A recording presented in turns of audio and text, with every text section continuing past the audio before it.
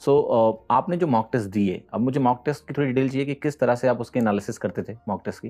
क्या प्रोसेस था आपके एनालिसिस का? सर पहले तो जैसे 2 आवर आपने दे दिया टेस्ट, उसके बाद ये रहता था कि क्वेश्चंस फिर अगर कहाँ पे आपने ज़्यादा टाइम ले लिया है, सब मैं देखता सारे क्वेश्चन था, जो ईज़ी भी थे मैं वो भी देखता था कि अगर इसमें भी कोई बेटर अप्रोच हो सके तो आई विल सी, क्योंकि उसके नीचे वो आंसर्स बता देते हैं।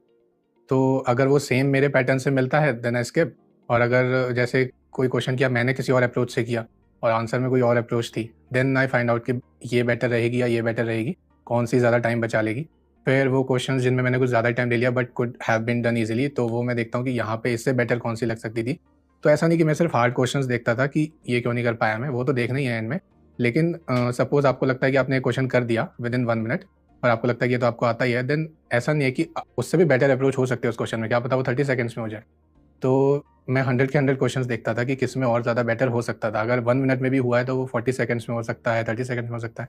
तो फिर 100 के 100 क्वेश्चंस मैं पूरा देखता था, उसमें भी लगभग 1 एंड हाफ आवर पूरा 2 आवर एनालिसिस में जाता था। मतलब 2 घंटे का मॉक तो 2 घंटे का हाँ, 2 एनालिसिस। घंटे का एनालिसिस। राइट। तो ये था कि फिर सारे के सारे 100 क्वेश्चंस देख के देन फिर सेटिस्फैक्शन मिलता था कि हाँ, सारे क्वेश्चंस देख लिए हैं और अप्रोच भी उसी से बेटर होगी जब आपको हर एक क्वेश्चंस का पता चलेगा कि इसमें बेटर क्या हो सकता था। फिर वो सारी की सारी फिर आपके मेन पेपर में निकल के आती है कि आप बेटर ही अप्लाई करते हो हर किसी क्वेश्चंस में।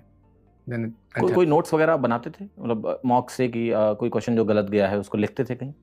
सर एक्चुअली अगर मुझे उसका क्लैरिफिकेशन है कि ये तो ऐसे हो जाएगा तो मैं उसको नोट नहीं करता था। सपोज़ किसी क्वेश्चन में या तो सेंटेंस डिफ़िकल्ट है या समझने में प्रॉब्लम हो रही है या फिर उसका प्रोसेस थोड़ा-सा ट्रिकी है कि इसमें आपको थोड़ा-सा अलग करके अप्रोच करनी पड़ेगी, तो उन क्वेश्चंस को लिख लेता था मैं कि अगर इससे सिमिलर आया तो मैं कर दूँगा।